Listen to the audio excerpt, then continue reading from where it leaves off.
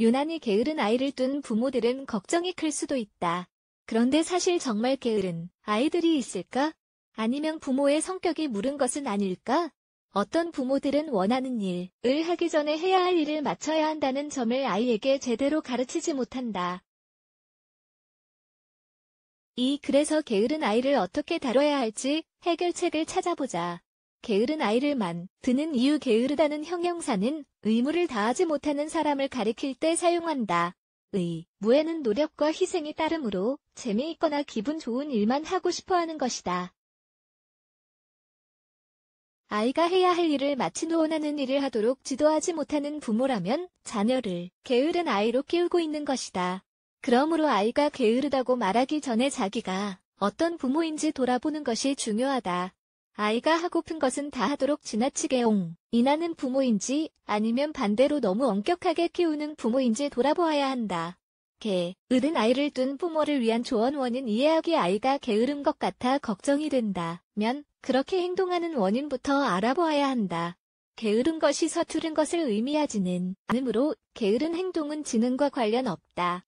아이가 게으른 원인이 무엇인지, 원인이 의학적, 가족적, 사회적인 것인지 구분해야 한다. 그래야 해결책을 실천에 옮길 수 있을 것이다.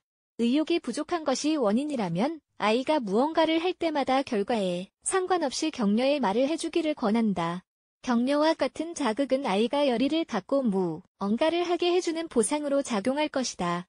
태도 바꾸기. 자녀 중 한 명에게서 게으른 태도가 보이는 경우의 대부분은 부모가 그렇게 허락한 것이다.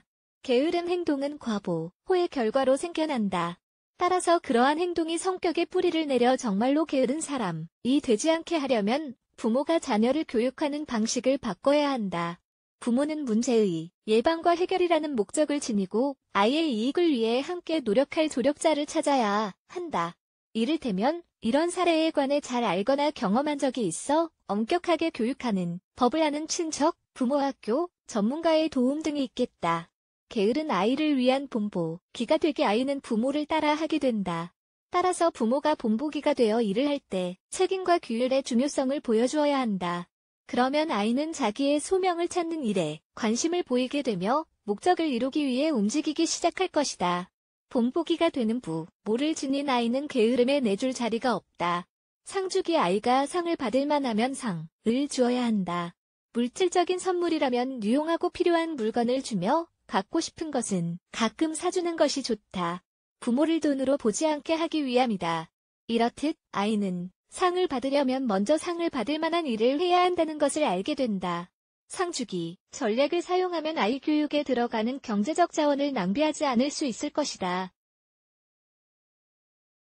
불변의 규칙을 세우고 기한을 확립하기. 부모는 자녀가 해야 할 일에 기한을 확립하고 불변의 규칙을 세워야 한다. 이렇게 함으로써 아이에게 내리는 방침이 산만해지는 것을 막는다.